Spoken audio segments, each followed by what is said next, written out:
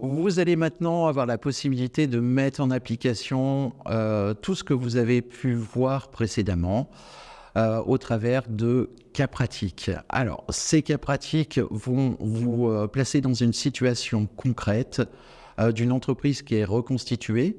Vous travaillez en tant qu'employé dans cette entreprise et vous allez recevoir des missions qui vont être spécifiques à chacun des cas pratiques.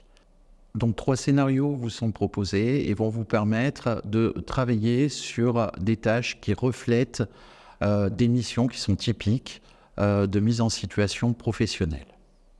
Alors, le premier cas pratique qui vous est présenté consiste à rédiger un courrier. Donc, ce premier cas va vous permettre de recopier un texte et de le mettre en forme. Donc là, on est sur une mise en situation basique de travail, la mise en forme d'un document. La recopie, c'est important aussi parce que dans l'exercice de nos professions, en général, on est amené à taper très rapidement et énormément de contenu.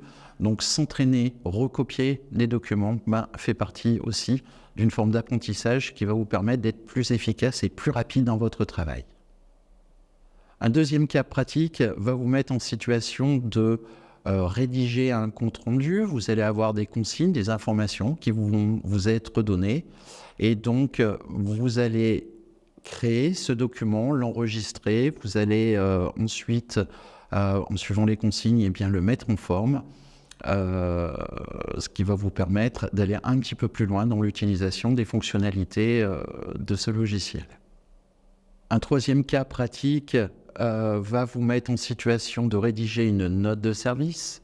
Donc, vous allez élaborer de la même manière une note de service en suivant des consignes et au travers d'une mission qui va vous être confiée. Donc, à l'issue de chacun des cas pratiques, une proposition de correction vous est proposée. Vous allez pouvoir comparer votre travail avec une solution qui est une forme de référence. Attention, on n'attend pas à ce que vos documents soient dans une conformité intégrale au rendu final. Ce qui est important, c'est que vous puissiez mettre en pratique toutes les fonctionnalités et d'avoir une production finale qui ressemble, en tout cas qui s'apparente à la proposition de correction et qui est le reflet aussi d'un document professionnel. Alors, il est important de rappeler que dans votre profession, vous allez être amené à utiliser quotidiennement ce type de logiciel.